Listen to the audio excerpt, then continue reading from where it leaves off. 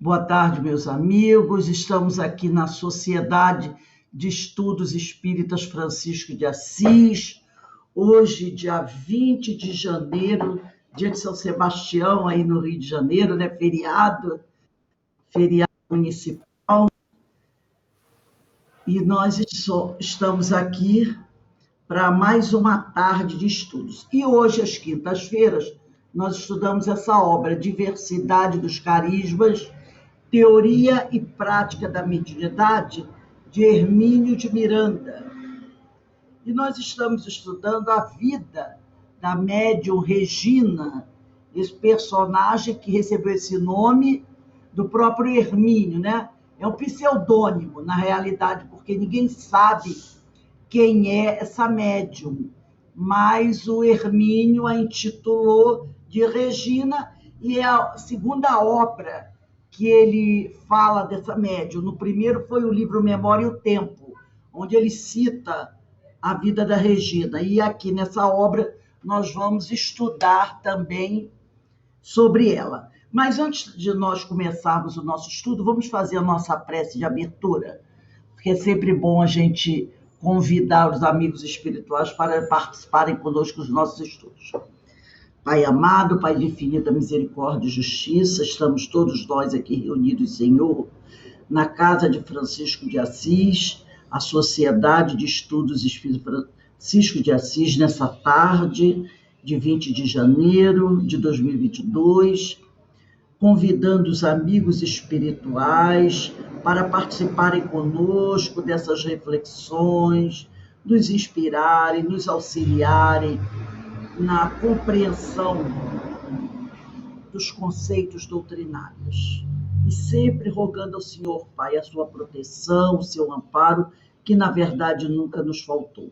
Mas também queremos te pedir, Pai, por acréscimo de misericórdia, que ampare a todos os nossos irmãos em sofrimento. E são muitos nesse momento que se encontram desesperados, aflitos, doentes, necessitados, Senhor, do teu amor, do amparo do Mestre Jesus e dos amigos espirituais. Que assim esses irmãos, Senhor, possam receber o esclarecimento, o consolo necessário para que eles possam se reerguer e continuar a sua caminhada, assim como cada um de nós. E envolvidos por essas vibrações amorosas que caem do alto sobre cada um de nós e que nunca nos falta, vindo dos corações amigos desses espíritos abençoados, te pedimos amorosamente, Pai amado, que nos permita iniciarmos os nossos estudos do dia de hoje. Graças a Deus. Bem, meus amigos, como eu falei, nós estamos estudando a obra Diversidade dos Carismas, de Hermínio de Miranda, e nós estamos no capítulo 2, que trata da mini biografia da Regina. E hoje nós vamos dar continuidade ao item 9, que trata de novas decepções. O tema de hoje é bastante interessante, muito interessante mesmo, porque nós vamos acabar citando um tema aqui muito em acordo com as nossas atividades enquanto médios, trabalhadores de alguma casa espírita. Então, nós vamos iniciar aqui. Nós estamos... Eu vou contar os parágrafos só para ajudar quem não está acompanhando. 1, 2, 3, 4, 5, 6, 7, 8, 9, 10, 11, 12... É mais ou menos o 13º parágrafo, tá? Que começa assim: o homem começou a ficar impaciente.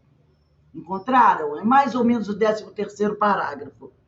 Por quê? Porque aquele amigo da Regina, que tinha se colocado à disposição para ajudá-la a compreender melhor as coisas, ele havia extrapolado, né? E a Regina teve uma suspensão da sua mediunidade.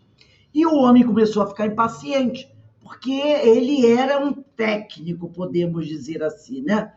Ele conhecia bem os aspectos práticos, os aspectos técnicos e práticos do espiritismo.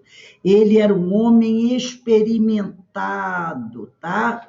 Grande conhecedor dos aspectos técnicos e práticos do espiritismo.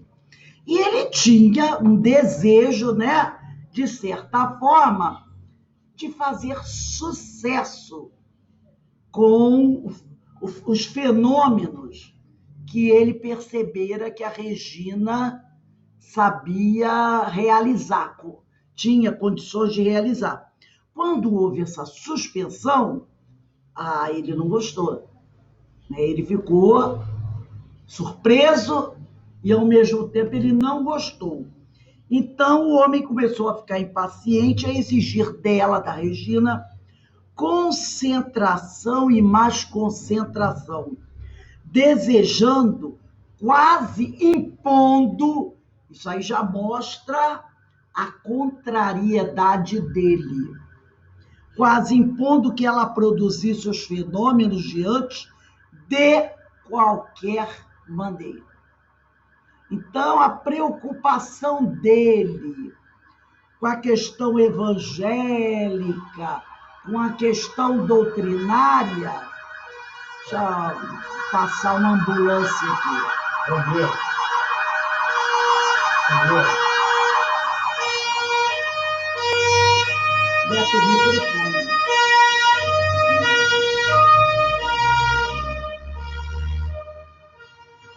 Que Deus abençoe esses irmãos, aonde quer que eles estejam indo, e abençoe também aqueles a quem eles vão socorrer. Porque com certeza deve ser alguma coisa grave. Então, que Deus os abençoe e os acompanhe. Então, ele quase impondo que ela produzisse os fenômenos diante de qualquer maneira. Irritava-se com o silêncio dos espíritos e a culpava severamente. Não conseguia esconder seu desapontamento e sua frustração. Novo risco estava implícito nessa atitude. Regina poderia muito bem ter forçado a produção de fenômenos fraudulentos, consciente ou inconsciente, apenas para atendê-lo ou cedendo à sua pressão. Felizmente, manteve-se firme. Não podia evitar, porém, a aflitiva sensação de fracasso. Porque nesse momento, esse companheiro dela, né, que aqui no livro não é citado o nome dele, a gente percebe que ele chegou numa linha, né, divisória. Ele chegou numa linha muito perigosa. Será que se a Regina se colocasse mistificando, ele aceitaria a situação? Fica o ponto de interrogação, porque ele chegou a um ponto tal de irritação e de certo desespero e frustração que a gente fica pensando, será que se ela avançasse, ela desse um passo à frente nessa área, ele não aceitaria? Então, né, nós não vamos saber, porque graças a Deus ela recuou. E a gente diz graças a Deus, porque a gente sabe que essa história não é uma história de ficção, não é uma ficção. Então, mas ela ficou com uma sensação de fracasso, mas resistia, chegando mesmo a dizer-lhe, com franqueza, que não poderia inventar uma comunicação ou um fenômeno apenas para contentá-lo. Ele argumentava que havia qualquer coisa errada no seu procedimento, e isso estaria afastando as entidades. Em nenhum momento ele parou para pensar que talvez isso estivesse acontecendo, porque eles estavam se desviando do verdadeiro objetivo do trabalho. Em nenhum momento ele se preocupou com isso. Ele queria os resultados, não importa os meios que fossem propostos, né? Tais atitudes foram desastrosas por todos os motivos. A mais grave foi a de que criaram no espírito de Regina as primeiras dúvidas a respeito da sua mediunidade, o que a levou a uma posição de insegurança e de hesitações, que iria prejudicá-lo seriamente no futuro e da qual custaria muito a livrar-se, porque ela ainda não estava naquela fase da maturidade mediúnica. Ela ainda estava caminhando. Então, esses julgamentos, essas acusações, a abalaram. Se talvez ela fosse uma médium bastante experiente, ela não se importaria com aquelas opiniões dele, mas não era o caso dela. Por isso mostra quanto a gente tem que tomar cuidado enquanto dirigente de um trabalho mediúnico, com duas coisas. A primeira, não criticar de forma incisiva como ele está fazendo, para não criar essa insegurança nela. E a outra é o que nós vamos, de certa forma, estudar aqui, que é cuidado com o elogio demasiado a um médium iniciante. Então, a gente tem que equilibrar muito bem isso aí. Sabe, tem aquele médium que está começando e que você percebe que ele tem uma boa técnica. A gente tem que tomar cuidado para não enfeitar demais, elogiar demais, porque ele pode até acreditar que realmente ele é espetacular. Isso pode atrapalhar o futuro do trabalho mediúnico dele. Então, continuando aqui. Nas horas de meditação, procedia a minuciosos exames de consciência. E nada havia nos seus atos que pudesse ter contribuído para o abandono que, segundo ele, merecera de seus mentores espirituais. Porque ele acusava de ter sido abandonada pelos mentores, porque talvez ela tivesse feito algo errado. E as comunicações não vinham mesmo, nem os fenômenos de antes ocorriam mais. Isso servia para demonstrar que o homem estava prioritariamente interessado, quer dizer, a prioridade dele era o fenômeno e não no estudo e na prece. Ele queria o fenômeno, era isso que era o mais importante para ele. Que foram os objetivos para os quais ela decidira iniciar o seu culto doméstico.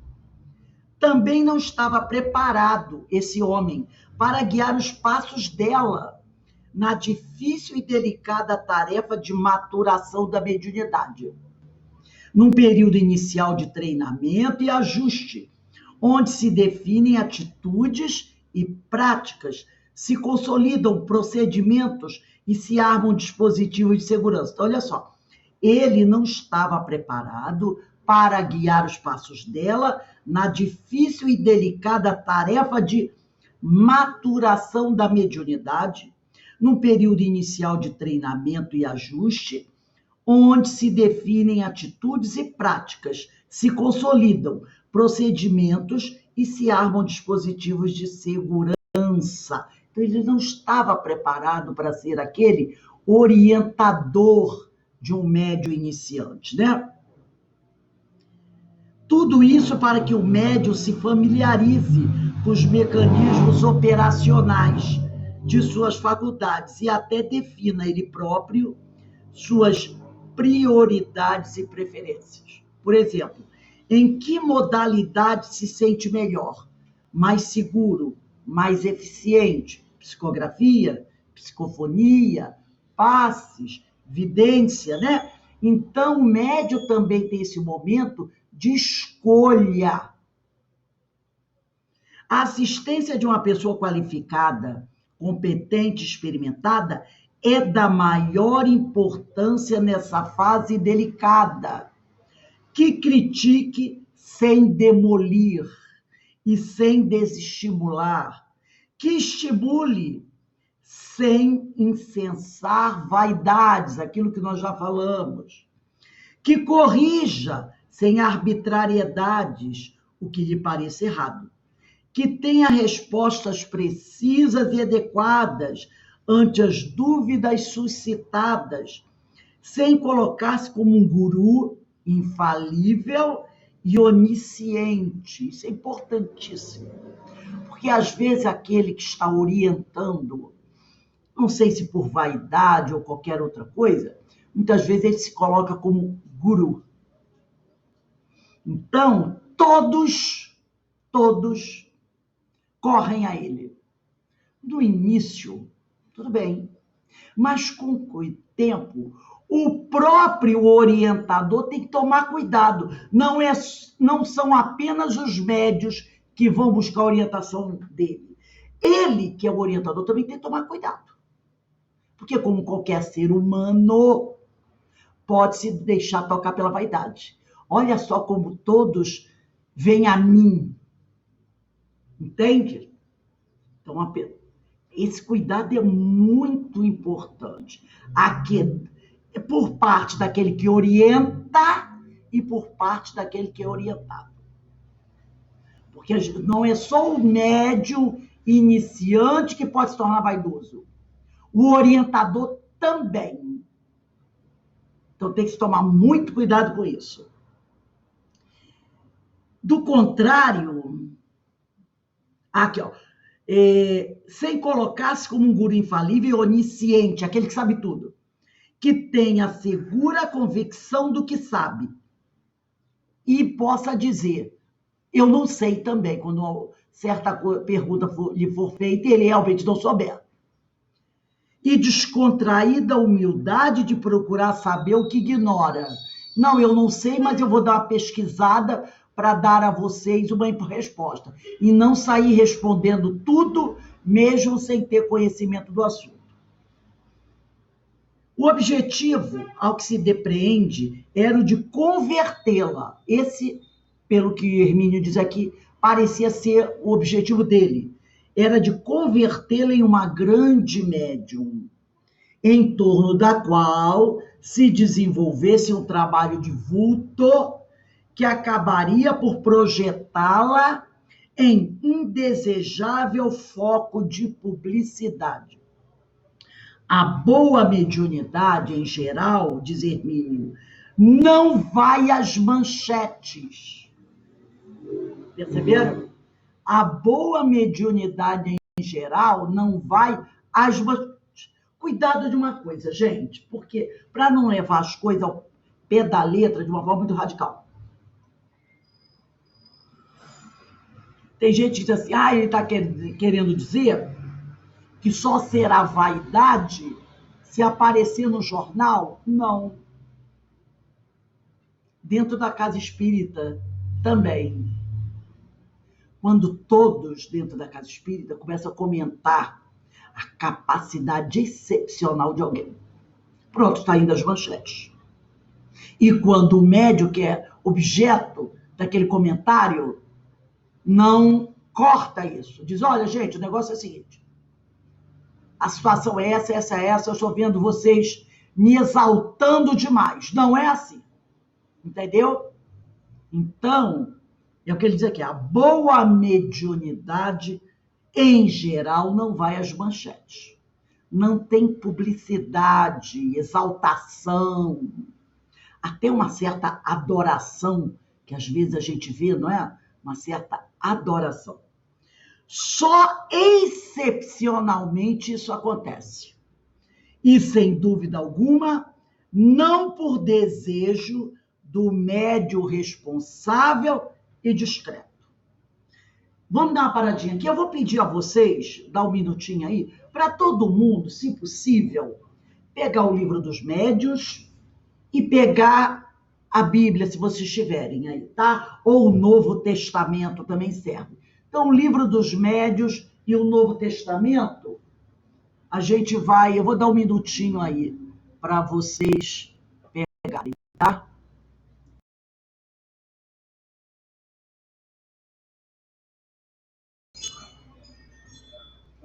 Todo mundo pegou? Então aí, o Livro dos Médiuns, capítulo 31. Capítulo 31, item 12. Capítulo 31 tá lá no final, tá, gente? Lá no finalzinho. É o último capítulo de O Livro dos Médiuns. Dissertações espíritas. Item 12 em Algarismos Romanos. Esse item 12 tem como título sobre os médiuns. O item 12 diz assim, é uma mensagem de Joana d'Arc, do espírito Joana d'Arc. Diz assim, Deus me encarregou de desempenhar uma missão junto dos crentes, a quem ele favorece com o mediunato. Quanto mais graça recebem eles do Altíssimo, mais perigos correm. E tanto maiores são esses perigos, quando se originam dos favores mesmos que Deus lhes concede. Que favores é esse? É a mediunidade. É a mediunidade. Então, e tanto maiores são esses perigos, quanto a mediunidade que Deus lhes concedeu. As faculdades de que gozam os médiuns lhes granjeiam os elogios dos homens. Então, esse espírito aqui está sendo bem contundente, né? As felicitações, as adulações, eis para eles o escolho, o obstáculo. Rápido esquecem a anterior incapacidade que lhes devia estar sempre presente a lembrança. Fazem mais. O que só devem a Deus atribuem-no a seus próprios méritos. Não reconhecem que o que eles fazem, na realidade, é o Senhor realizando através deles. Mas eles acreditam que é mérito próprio. O que acontece então? Os bons espíritos os abandonam. Eles se tornam joguete dos maus e ficam sem bússola para se guiarem. Quanto mais capazes se tornam, médio bom, né? O médio bom, mais impelidos são a se atribuírem um mérito que lhes não pertencem. Médio bom é aquele médio bem técnico. Bom médio é o médio evangelizado, tá? Então, é isso que ela está querendo dizer aqui. Quanto mais capazes se tornam, mais impelidos são a se atribuírem um mérito que lhes não pertence, até que Deus os puna.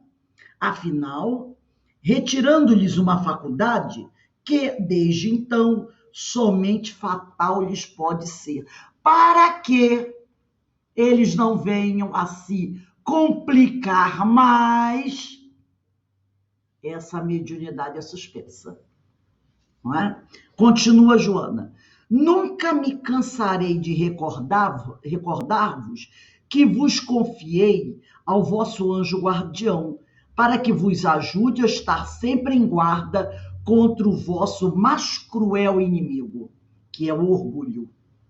Lembrai-vos bem, vós que tendes a ventura de ser intérpretes dos espíritos para os homens, de que severamente punidos sereis, porque mais favorecidos fostes.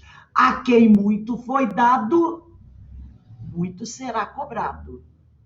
Espero que esta comunicação produza frutos e desejo que ela possa ajudar os médiuns a se terem em guarda contra o escolho que os faria naufragar. Esse escolho, já o disse, é o orgulho. Joana d'Arc. belíssima mensagem desse espírito.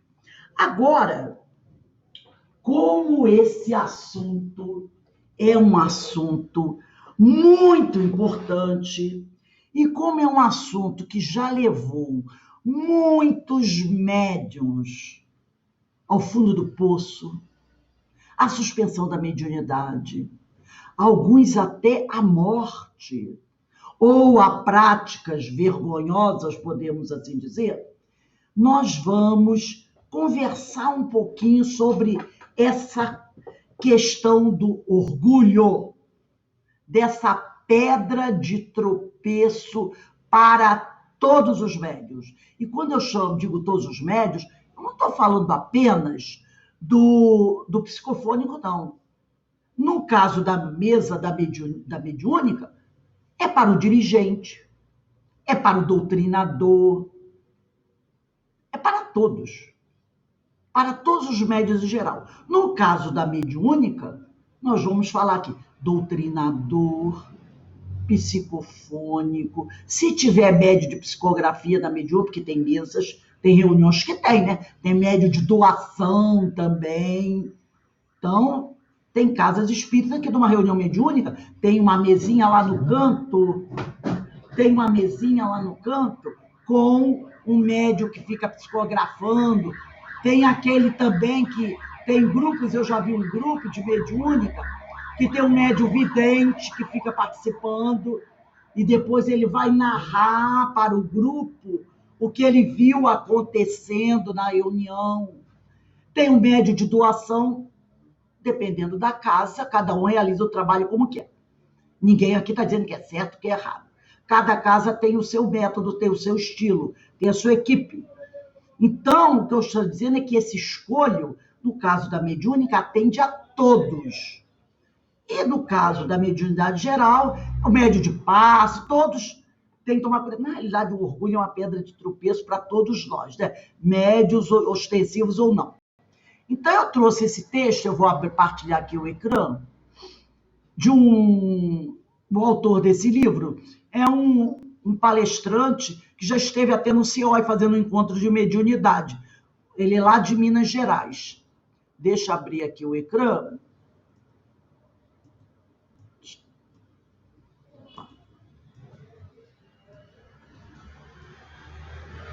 Deixa eu partilhar o documento. Opa, vou ver se eu consigo tirar essa reguinha aqui. Ah, tá. Vamos lá. Livro Mediunidade e Discernimento, Walter Barcelo. O Walter Barcelo, eu já o convidei para fazer um encontro de mediunidade. Ele esteve no CIOI alguns anos atrás. É um grande estudioso da doutrina. No livro Mediunidade e Discernimento, Walter Barcelos fala sobre a idolatria que nós, muitas vezes, fazemos a alguns médiuns, né? Palestrantes, médiuns do passe, vários tipos de médiuns, né? Que muitas vezes nós colocamos no andor. Então a gente tem que tomar muito cuidado com isso. Capítulo 6, idolatria, um sério perigo. E lá na primeira carta aos Coríntios, Paulo já alertava para esse problema. Tanto que ele diz assim, no capítulo 10, versículo 7. Não vos façais, pois, idolatrais. Idólatra é aquele que idolatra alguém, que torna alguém verdadeiro Deus, né? Deixa eu puxar mais para cá. Ah, tá. Para a gente poder ver aqui, porque essa faixinha aqui, ela não quer se esconder.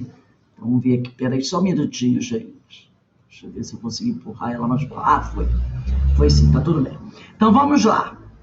A idolatria no passado da humanidade, nas expressões de adoração a coisas, seres, ídolos, sacerdotes e reis divinizados, teve a sua razão de ser, em vista do grau de evolução e estado de ignorância espiritual dos homens. Então, lá no passado, a gente até entende que houve esse processo de idolatria.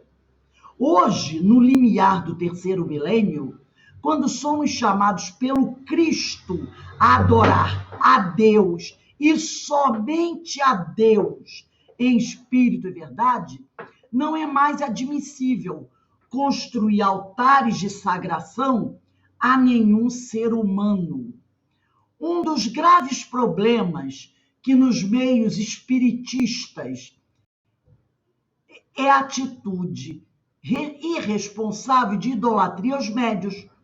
Tá? Então, um dos graves problemas dos meios espiritistas é a atitude irresponsável de idolatria aos médios, que a gente vê acontecer muito, que se destacam pelas suas potencialidades psíquicas e produção de fenômenos que encantam nos centros espíritas.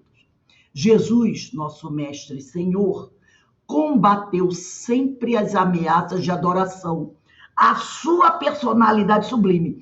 Porque naquela época, muitas pessoas que caminhavam ao lado do mestre, que ouviam o mestre pregar, já buscavam adorá-lo, dirigir a ele palavras de adoração. O que ele combateu o tempo todo. Agora, mais tarde, alguns séculos depois, acabou sendo quase como que instituído por algumas religiões, mas não por culpa do mestre, porque o tempo todo ele combateu. E ele não aceitava essa adoração à sua personalidade. Destacaremos aqui alguns momentos em que ele negou tal atitude negativa do sentimento por parte daqueles que o admiravam. No Evangelho de Lucas, Lucas é o terceiro evangelista, depois de Marcos. Nós temos Mateus, Marcos e Lucas. No Evangelho de Lucas, se alguém quiser pegar aí, no capítulo 18, no versículo 18 a 19, diz assim: o jovem rico, perigo das riquezas. Carmen, você tem o Novo Testamento aí?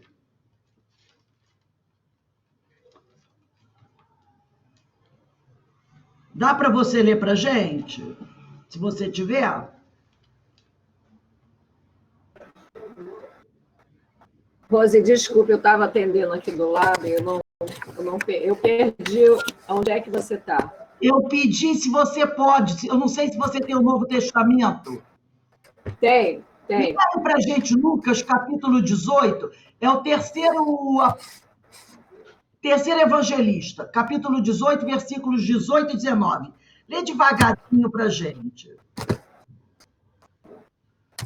Nós estamos falando aqui sobre o combate que Jesus realizou sobre essa ideia da adoração à sua personalidade sublime.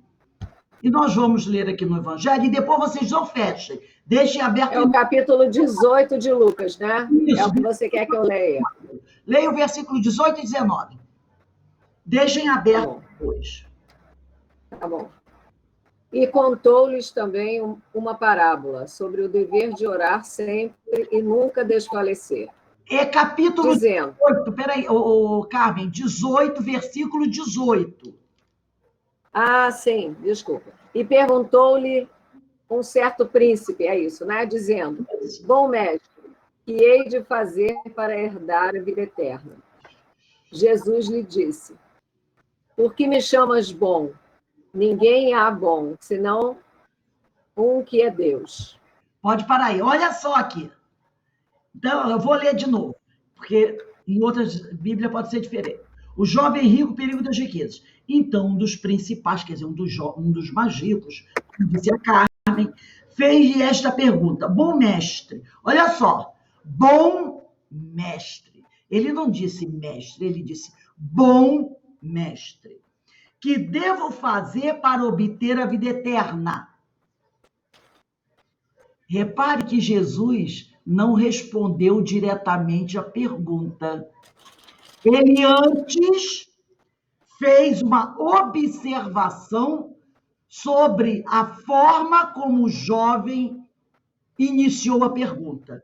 Ele disse: por que me chamas bom? Repararam? Ninguém é bom, senão só Deus. Perceberam como a gente tem que prestar bem atenção? Ele diz, ninguém, quando ele diz ninguém, ele se inclui nessa história. Ele disse, ninguém é bom, senão só Deus. Isso é um combate à idolatria, à adoração. Porque o jovem, né, perguntou assim, bom mestre, talvez querendo agradá-lo, né? Vendo em Jesus um espírito, um homem especial, ele, bom mestre. E aí Jesus inicia fazendo uma observação sobre a questão da adoração, porque ele considerou esse bom como um início de uma adoração. E ele disse, bom mestre. Jesus respondeu, por que me chamas bom? Ninguém é bom, senão só Deus. É um combate à idolatria. E aqui ainda em Lucas, vamos voltar um pouquinho, né? Talvez nem precise, que eu acho que eu coloquei... Não. Vamos voltar um pouquinho. Vamos ler. Denise está aí? Se a Denise estiver, ela pode abrir o Evangelho de Lucas no capítulo 11 e ler 27 e 28? Sim. Se mais alguém tiver com o microfone aberto, eu vou pedir que fechem, por favor, tá? Para deixar só o meu e da Denise aberto. Lê aí para a gente.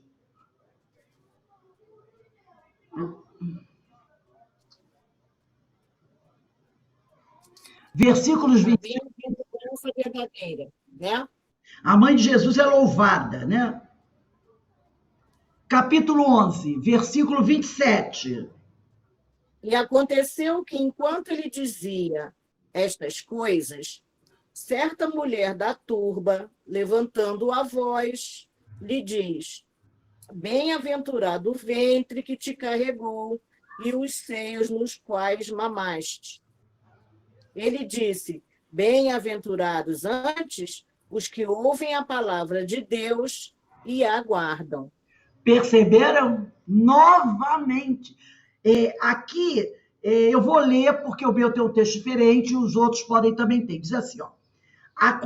Ele estava fazendo uma pregação, né? Jesus estava ali falando com uma plateia. E uma mulher, né? Aí diz aqui, aconteceu que enquanto ele dizia estas palavras, né, ele estava ali explanando, uma mulher levantando a voz do meio da multidão, disse-lhe, bem-aventurado o ventre que te trouxe e os peitos a que foste amamentado. Porém, ele disse, olha o que ele falou, antes, bem-aventurados, quer dizer, ele disse, antes de mim, porque você está me exaltando, a mulher estava exaltando ele. Ele diz, quis dizer isso, antes de mim, bem-aventurado aqueles que ouvem a palavra de Deus e a põem em prática. Perceberam? Antes, bem-aventurados aqueles que ouvem a palavra de Deus e a põem em prática. Então, ele está querendo dizer que mais bem-aventurados do que ele são aqueles que ouvem a palavra de Deus e a colocam em prática.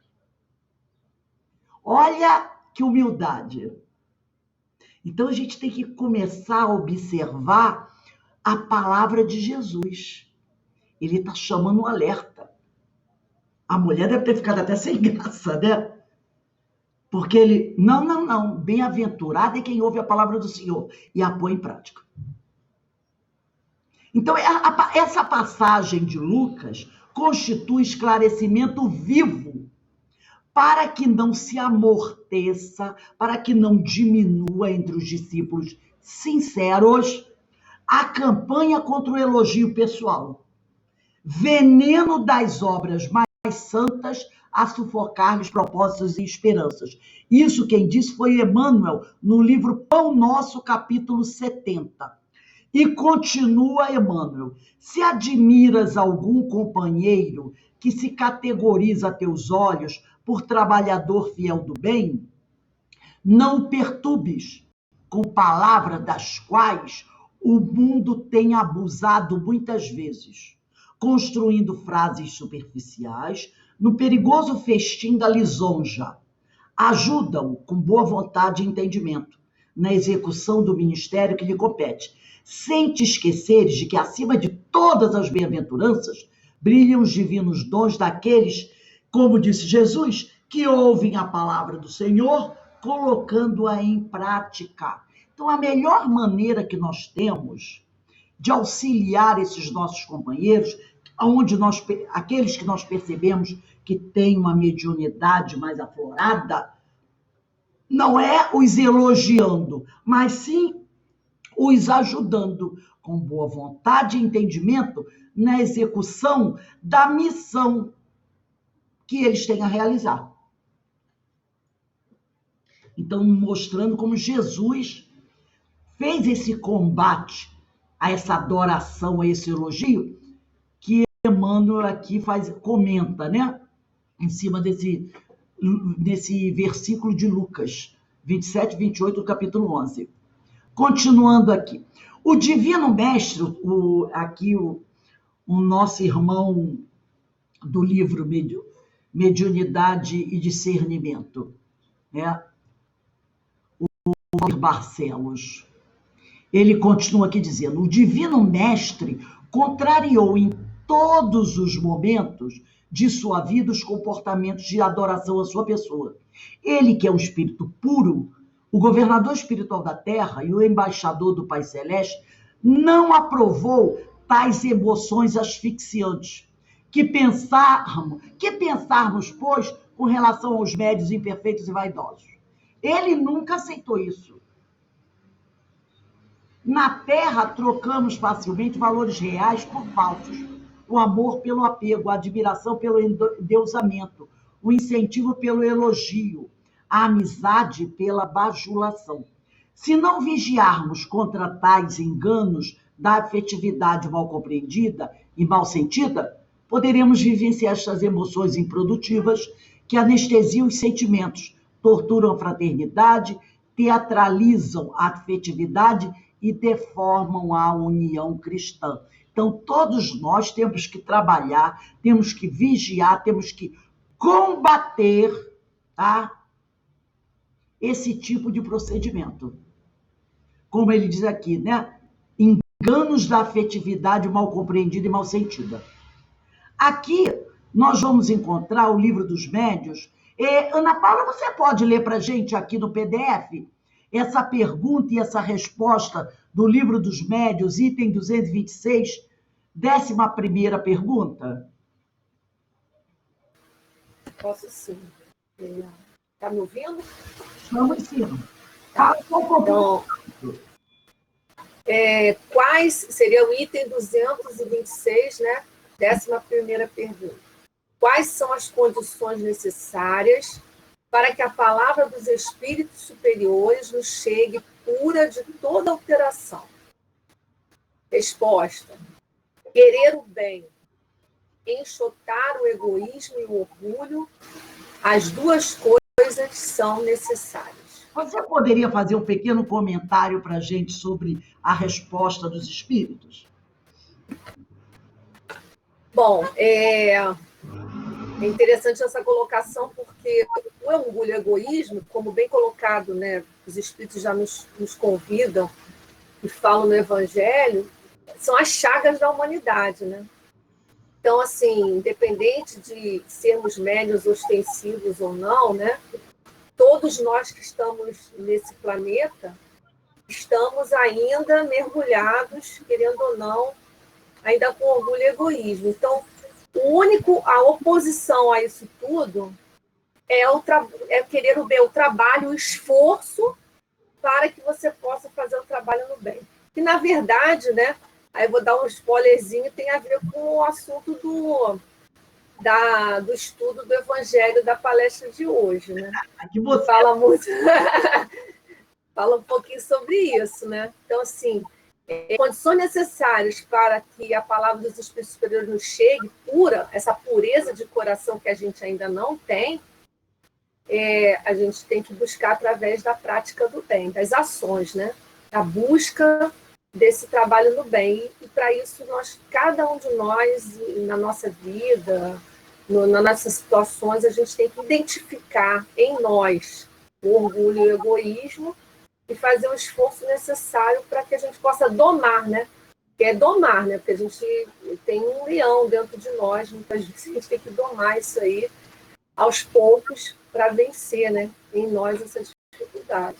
E chegar a conseguir, como médiuns, nos aproximarmos dos bons, né? Porque eles estão perto de nós, mas nós nos afastamos na medida que nós mergulhamos nas questões da matéria, né? Da materialidade. Obrigada, minha amiga. Nada. Livro Mediunidade e Evangelho, de Carlos Bacelli, pelo Espírito Odilon Fernandes, tem um capítulo 22 muito bom, onde eu tirei alguns trechos, que tem por título Personalismo. O Espírito Odilon Fernandes diz assim: sem dúvida, o personalismo é um dos principais entraves ao salutar exercício da mediunidade. Quando o médium se deixa incensar, crendo ser o que não é, o espelho mediúnico. Por que espelho mediúnico? Ele se considera o modelo, então todo mundo tem que olhar nesse espelho para fazer igual a ele, né? Então ele se acha a última Coca-Cola gelada do deserto. Então, quando o médium se deixa incensar, crendo ser o que não é, o espelho mediúnico, começa a tornar-se opaco, prejudicando sensivelmente a recepção da mensagem que deve refletir com toda a claridade pessoal. Então, quanto mais a sua mediunidade, a sua vaidade cresce, a sua mediunidade vai ficando mais fosca, vamos dizendo assim. E a sua mediunidade, a sua capacidade de ouvir e reconhecer os espíritos. É muito comum, infelizmente, o que a contragosto denominamos vedetismo mediúnico. Todo mundo sabe que é uma vedete, né? É aquela que gosta sempre de estar na ribalta, no palco. Então, é muito comum, infelizmente, o que a contragosto denominamos vedetismo mediúnico. O médium carece o tempo todo estar consciente de suas limitações. Então, nós, como disse a Ana Paula há poucos minutos, precisamos estar o tempo todo consciente de que nós somos limitados, porque nós só realizamos o que realizamos porque temos o amparo da espiritualidade amiga e sozinho nada podemos.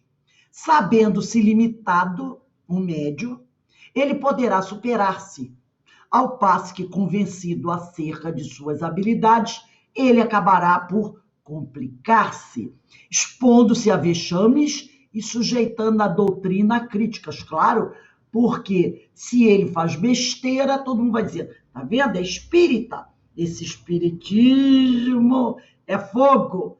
Então, começa, né, a respingar na doutrina. O problema mais grave repousa em nosso mundo íntimo, pois colocamos o nosso ídolo, o nosso Deus particular, no altar da fascinação em nossos corações. Quer dizer, eu começo a adorar um médium, então eu coloco no altar, no andor, o qual teremos um dia de destruir em nós, se desejarmos caminhar na senda do aperfeiçoamento espiritual. Exageramos em nossa afetividade nas palavras elogiosas aos médiuns por seus trabalhos de amor ao próximo, pelos seus trabalhos de consolação, de instrução e pelos belos fenômenos de cura do corpo e da alma. Então, a gente tem que tomar muito cuidado, porque é muito comum a gente ver esse tipo de coisa. Tem aquelas pessoas que dizem, eu só assisto palestra do fulano. Para mim, é o melhor palestrante espírita que existe no mundo. E alguém diz assim, não, mas olha, tem uma palestra muito boa. Não. Só quero saber de fulano. É isso aí. O fulano vai fazer uma palestra? Aonde? É lá em Minas Gerais. Eu vou porque eu não posso deixar passar. Entendeu? Quem é que vai fazer palestra na Casa Espírita? É fulano? Eu vou. Não, é ciclano. Ciclano? Não. Nem sair de casa, perder meu tempo. Eu só vou. Então, se alguém convida para um seminário, vai ter um seminário? Não quero nem saber o tema. Quem é que vai fazer a palestra do seminário? Fulano? Eu vou. Porque palestra dele sobre qualquer assunto deve ser maravilhosa. É isso aí que ele já falou. Exageramos em nossa afetividade nas palavras elogiosas aos médiuns. E quantas vezes já fizemos isso? Nesse mesmo livro, no outro trecho, o Espírito Odilon diz assim, excelentes médiuns, excelentes do ponto de vista da faculdade mediúnica. Tá? Excelentes médiuns, excelentes do ponto de vista da capacidade mediúnica. Aí eu vou aqui no livro dos médiuns, tá? Quando ele diz aqui, no item 226, na 9ª pergunta, 226, eu vou até abrir aqui, 226, quem quiser, tiver com o livro dos médiuns aí quiser, na 9ª pergunta, os espíritos dizem assim, Kardec faz a seguinte pergunta, qual médium que se poderia qualificar de perfeito? E os espíritos respondem, perfeito? Bem sabes que a perfeição não existe na Terra. Isso é o item 226, pergunta 9ª. Sem o que não estarias dela. Então, se tivesse o médium perfeito aqui, ele não estaria aqui na Terra, já que é o planeta de provas e expiações. Dize, portanto, bom médium. E já é muito. Por isso que eles são raros. Bom médium é o médium esforçado, é o médium moralizado, é o médium evangelizado. Médium perfeito seria aquele contra o qual os maus espíritos jamais ousassem uma tentativa de enganá-lo. O melhor é aquele que, simpatizando somente com os bons espíritos, tem sido o menos enganado. O melhor é aquele que, simpatizando somente com os bons espíritos, tem sido o menos enganado. Então, quando ele diz excelentes médiuns, excelentes do ponto de vista da faculdade mediúnica em si, ele está falando do médium bom. É o médium bom. Aquele que conhece bem a técnica, que é excelente do ponto de vista da faculdade mediúnica, não da questão da moralização e da evangelização. Porque se fosse, não aconteceria com ele o que o espírito Odilon Fernandes disse aqui. Olha só. Excelentes médiuns, excelentes do ponto de vista da faculdade mediúnica, em si, terminaram por chafurdar-se no atoleiro da vaidade, afastando-se da proteção dos bons espíritos. Bons médiuns, né? Bons médiuns, bons espíritos. Tornaram-se improdutivos, frustrando a expectativa do mundo espiritual de um trabalho sério em benefício da humanidade. Se fosse um médium moralizado e evangelizado verdadeiramente, dificilmente se chafurdaria no atoleiro da vaidade. Amar, sim, continuou Odilon, e sempre todos os irmãos que se destaquem, por seus serviços abnegados sob a direção dos bons espíritos.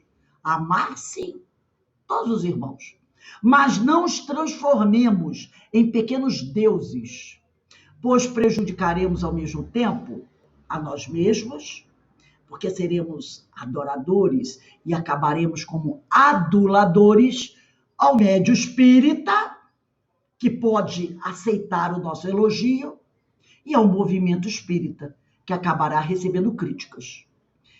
Ainda nesse livro, no outro ponto desse capítulo personalismo, o Odilon Fernandes diz assim: os bons espíritos não estão à cata de anjos humanos para lhe servirem na condição de intermediários junto aos homens. Procuram tão somente instrumentos dispostos a cooperar na concretização do bem, embora conscientes da distância que ainda os separa do bem inalterável. Então, eles convidam bons trabalhadores, bons cristãos, né? Espíritos, homens de boa vontade, para cooperar na concretização do bem, embora eles saibam da distância que ainda separa esses homens, esses colaboradores, do bem inalterável, que é aquele bem que não se abala. Qualquer médium bem intencionado merece respeito, admiração, simpatia, incentivo e muito amor. Mas, em nome de Deus e de Jesus, dispensa qualquer palavrório de elogio e endeusamento, que se constituem em imensos obstáculos ao desenvolvimento espiritual da humanidade. Aqui no livro Mediunidade e Evolução, do Martins Peralva, um livro bem antigo, mas muito bom. Eu acho que eu tenho o PDF, vou mandar para vocês. No capítulo 13, escolhos da mediunidade, escolhos, quer dizer, dificuldades, né, obstáculos da mediunidade, ele fala sobre endeusamento de médium. Nesse capítulo 3, ele traz uma série de escolhos da mediunidade. Eu retirei um deles, que é o endeusamento de médios, aonde o Martins Peralva diz assim: o endeusamento de médios é, sem dúvida, um dos mais funestos escolhos da mediunidade, o que maiores prejuízos causa ao médium, atingindo-o duramente a curto, médio ou longo prazo. O espírita esclarecido é cauteloso nas referências ao companheiro da mediunidade quando a boa palavra se faz necessária, em forma de estímulo e amparo. Então, ele está dizendo aqui que não é proibido dar uma palavra de estímulo, de amparo ao companheiro, dizer: poxa, eu gostei da sua palestra, eu achei muito interessante o que você falou, gostei do estudo. Isso não é proibido, mas a gente tem que tomar cuidado com o nível, o volume, entendeu? Porque todo mundo gosta de ser estimulado, incentivado. Isso é bom para o ser humano, mas a gente tem que tomar cuidado para que isso não se torne uma coisa patológica. Mais do que todos os escolhos, o endeusamento é uma coisa patológica, é o ópio dos médiuns, é o veneno, é a droga dos médiuns, podendo fazê-los resvalar inapelavelmente nos desfiladeiros da vaidade, da presunção e do orgulho. Voltando ao livro Mediunidade e Discernimento, né? O nosso irmão Walter Barcelos vai dizendo assim: alastrando-se tal onda, como fica a grande maioria de médiuns inexperientes, sem conhecimentos doutrinários e ausentes do discernimento kardecista, quer dizer, sem o estudo sem o estudo das obras de Kardec, né? Inegavelmente, uma parte desses médiuns, vendo-se rodeada de tanta admiração, atenção, privilégios, entusiasmo, exaltação e bajulação, poderá se tornar vítima indefesa nas malhas magnéticas anestesiantes dos idólatras. Ficará envolvida por estes sintomas doentes, por isso que eu falei, patológico, é uma patologia praticamente, né?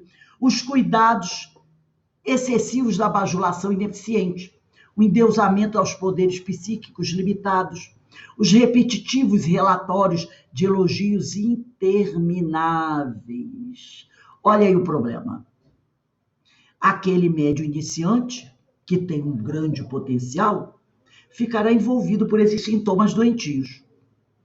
Nos trabalhos de qualquer médium, onde ficará o amor imenso de Deus, o amparo permanente de Jesus e a assistência e proteção dos bons espíritos? Nenhum médium realiza nada sozinho. Ninguém realiza nada sozinho. O médium espírita prudente não conseguirá calar a boca de seus admiradores inconsequentes. É verdade, né? Muitas vezes, se você chegar, fulano, não faz assim, o idólatra poderá até ficar magoado com você.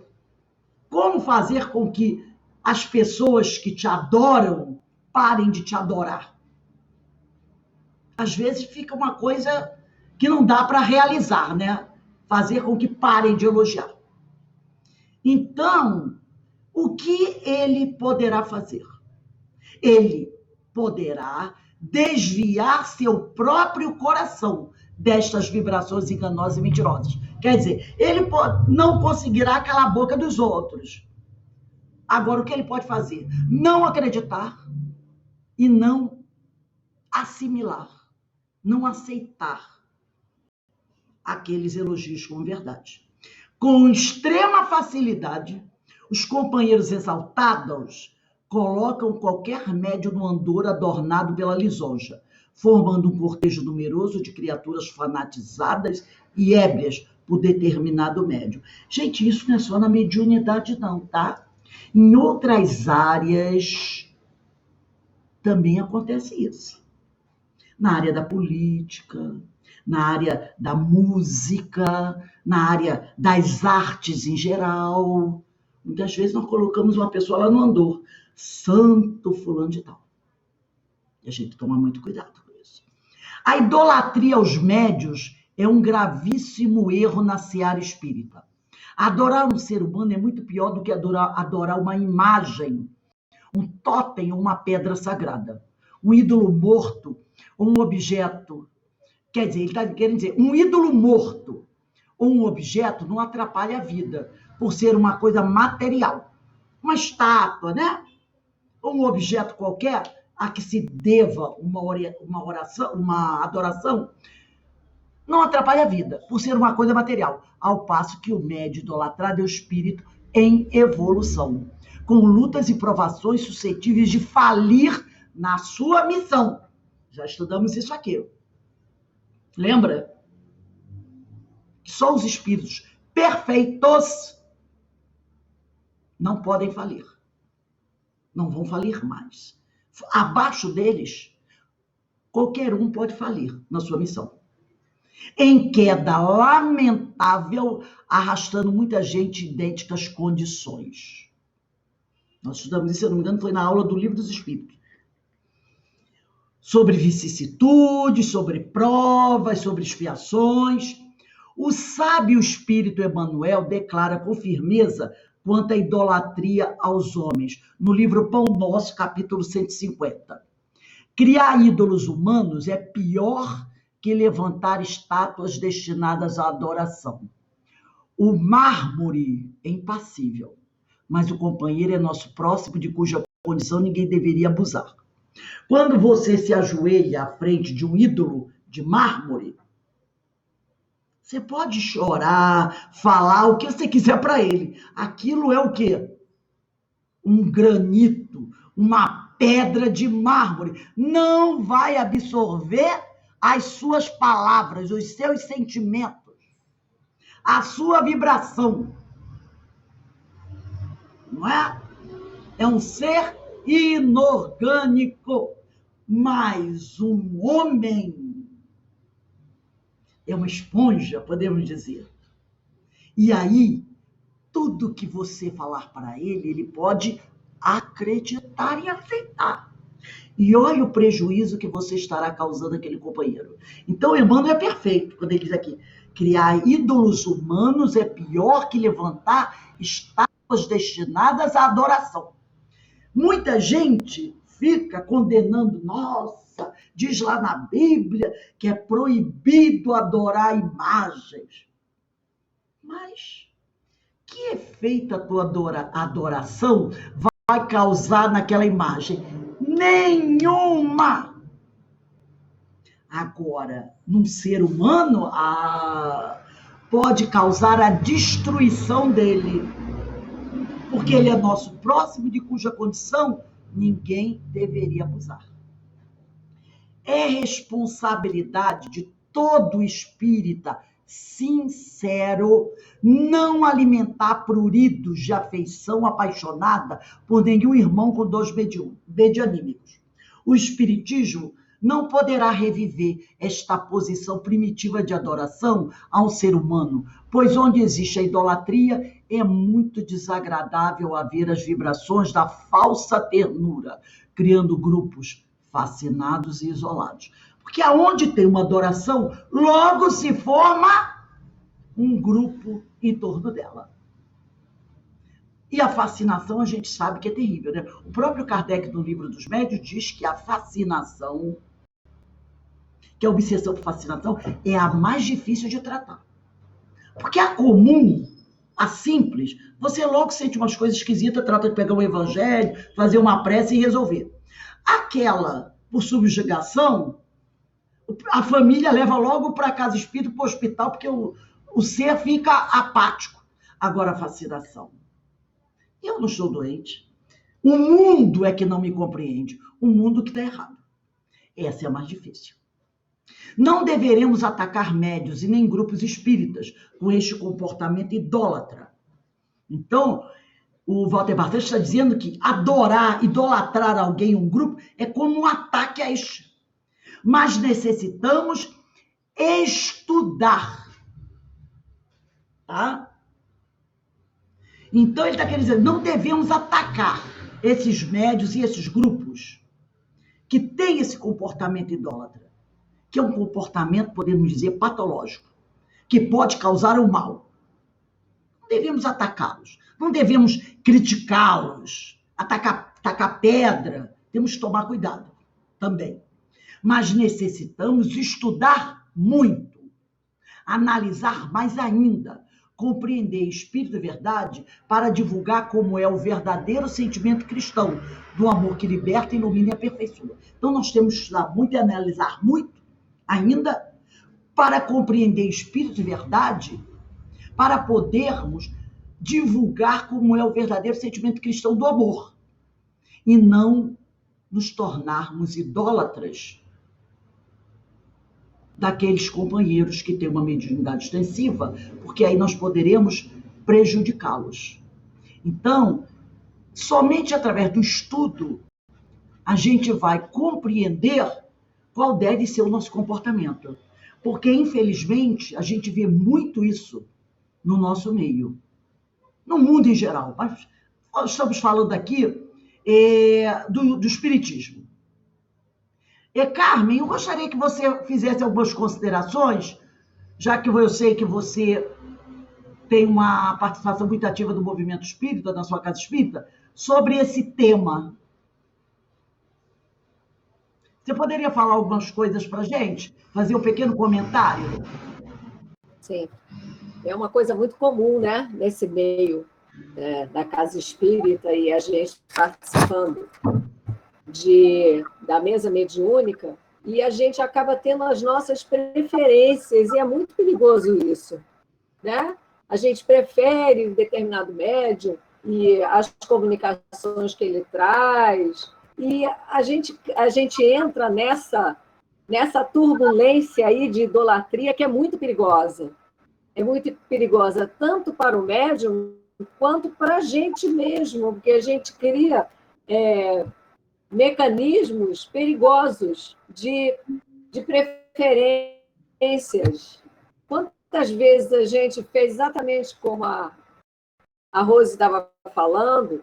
É fulano que vai fazer a palestra? Não, então fulano não vale a pena, né? E a gente descarta toda a oportunidade que a gente tem, né, de estar aprofundando melhor no Evangelho, ou seja, no tema que a pessoa vai abordar. Mas, voltando à questão da idolatria, é uma coisa muito comum a gente ter a preferência e a gente acaba exprimindo as nossas preferências para com as pessoas, e elogiosas, e acaba criando um ambiente muito danoso, sim, tanto para a pessoa, para médico, quanto para a gente mesmo, né? Que a gente acaba trazendo as preferências e descartando outras oportunidades, outros médios, de repente, em crescimento, em aprofundamento da sua mediunidade.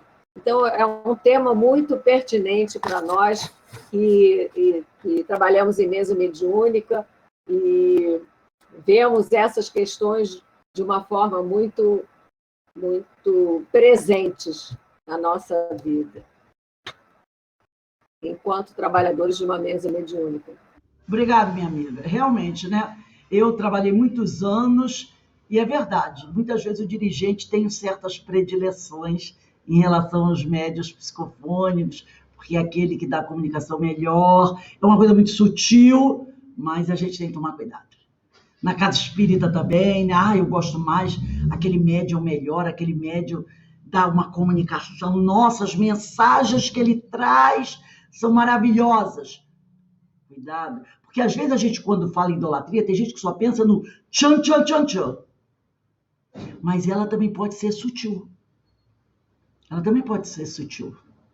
Né? Às vezes essa predileção por certo companheiro, o companheiro vai fazer a prece de encerramento, ele vai trazer uma mensagem, aí a gente já fica daquela, sabe, daquela expectativa de ver aquele espetáculo que será aquela mensagem através daquele médium. Olha aí, cuidado.